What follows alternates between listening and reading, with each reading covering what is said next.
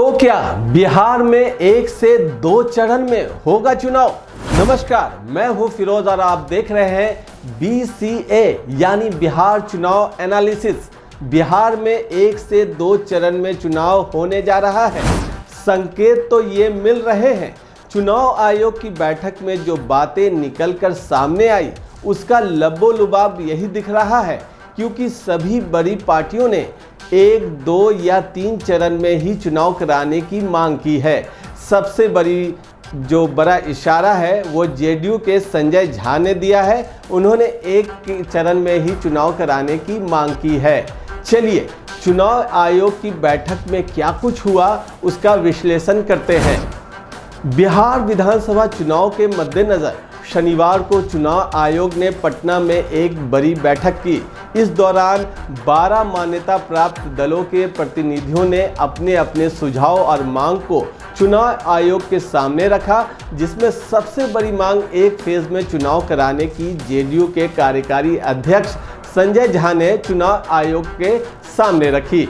बैठक के बाद संजय झा ने कहा कि बिहार में एक ही फेज में चुनाव कराया जाए। उन्होंने बताया कि बिहार में लॉ एंड ऑर्डर या नक्सल जैसी कोई बड़ी समस्या नहीं है और सुरक्षा के लिए पैरामिलिट्री फोर्स मौजूद रहेंगे। संजय झा ने ये भी कहा कि कुछ छठ के समय बिहार के कई लोग घर आते हैं, इसीलिए उसी समय 1 चरण में चुनाव कराया जाना चाहिए। सुनिए संजय झा क्या कह रहे हैं। बिहार में कानून व्यवस्था दुरुस्त है, बिहार में नक्सलिज्म नहीं है। अगर महाराष्ट्र में 1 फेज हो सकता है तो बिहार में क्यों नहीं हो सकता है? इससे खर्चा भी कम होगा, परेशानी भी कम होगी और 1 फेज में बिहार चुनाव कराने के लिए हर एक लिहाज से तैयार है। तो हम लोगों ने अपने पार्टी की तरफ से आग्रह किया, अगर 1 फेज में चुनाव होता है तो हम लोग उसका समर्थन करें। अब बात करते हैं बीजेपी की। बीजेपी ने चुनाव आयोग के सामने 16 सूत्री मांग और सुझाव रखे हैं। बैठक के बाद बीजेपी के प्रदेश अध्यक्ष दिलीप जायसवाल ने कहा कि बीजेपी ने 1 या 2 चरणों में चुनाव कराने की मांग की है। मतदाता सूची की तैयारी पारदर्शी और बेहतर तरीके से इसे पूरा करने के लिए बीजेपी ने भारतीय निर्वाचन आयोग को बधाई दी। चुनाव आयोग ने बैठक से निकलकर बीजेपी प्रदेश अध्यक्ष दिलीप जायसवाल ने कहा कि पार्टी ने 1 या 2 चरणों में चुनाव कराने की बात रखी है। साथ ही चुनाव आयोग के सामने बुर्का पहने महिलाओं का किसी महिला अधिकारी के जरिए फोटो मिलान कराने का भी प्रस्ताव रखा है। दिलीप जायसवाल ने क्या कहा ये भी आपको सुनाते हैं। चुनाव आयोग को सबसे पहले भारतीय जनता पार्टी ने बधाई दिया कि 100 समय पारदर्शी और बेहतर तरीके से मतदाता सूची का प्रकाशन किया गया। इसके लिए चुनाव आयोग को बधाई के पात्र है। हम लोगों ने कुछ सुझाव दिए हैं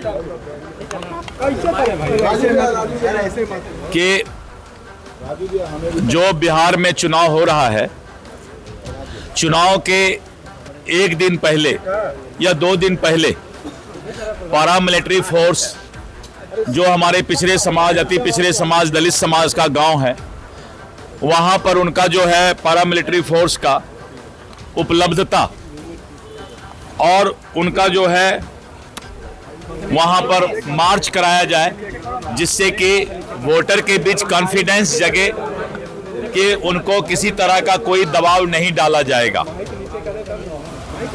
इसके साथ साथ हम लोगों ने जो दियारा क्षेत्र है, टाल क्षेत्र है, नदी के और बांध के अंदर जो लोग गांव सब है, वहां पर घुड़सवार की व्यवस्था की जाए, क्योंकि वहां पर बूथ लूटने की ज्यादा संभावना बनती है।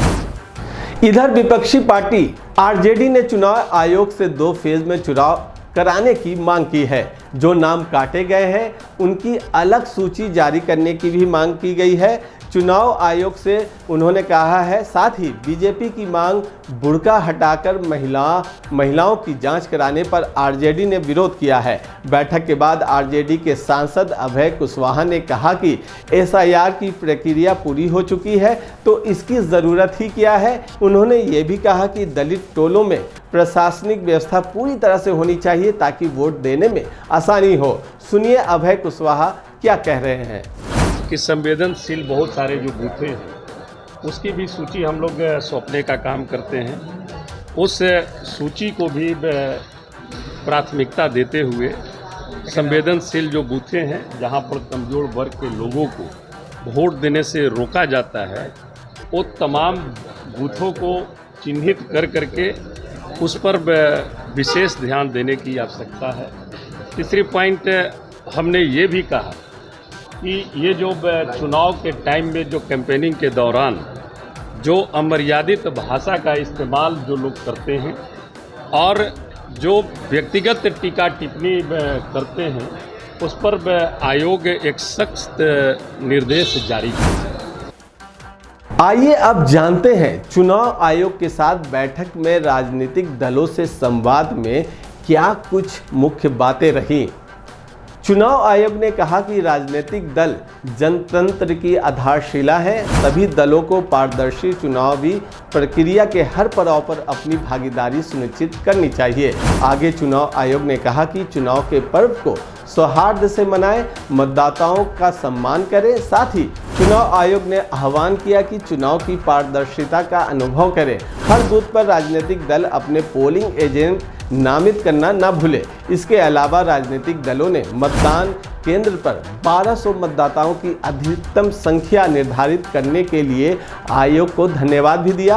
राजनीतिक दलों ने बिहार के मतदाताओं की भागीदारी बढ़ाने के लिए छठ पर्व के तुरंत बाद चुनाव कराने की मांग की और चुनाव को कम से कम चरणों में कराने का सुझाव भी दिया। चुनाव आयोग द्वारा हाल ही में उठाए गए कई नए कदमों जैसे पोस्टल वोटों की गिनती और फॉर्म 17C संबंधी प्रावधानों की सराहना भी की गई।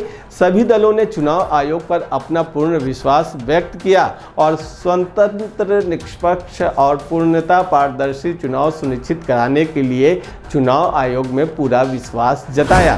बैठक में मुख्य चुनाव आयुक्त ज्ञानेश कुमार की अध्यक्षता में की गई, जिसमें चुनाव आयुक्त डॉक्टर सुखवीर सिंह संधू और डॉक्टर विवेक जोशी, बिहार के मुख्य चुनाव अधिकारी विनोद गुंजियाल और आयोग के वरिष्ठ अधिकारी मौजूद थे। साथ ही बैठक में BJP, JDU, RJD, Congress, left पार्टियों समेत 12 मान्यता प्राप्त राजनीतिक दलों को बुलाया गया था। लेकिन इसी मीटिंग में जीतन राम मांझी की हम पार्टी, मुकेश सहनी की वीआईपी और उपेंद्र कुशवाहा की आरएलएम को आने का निमंत्रण नहीं दिया गया था।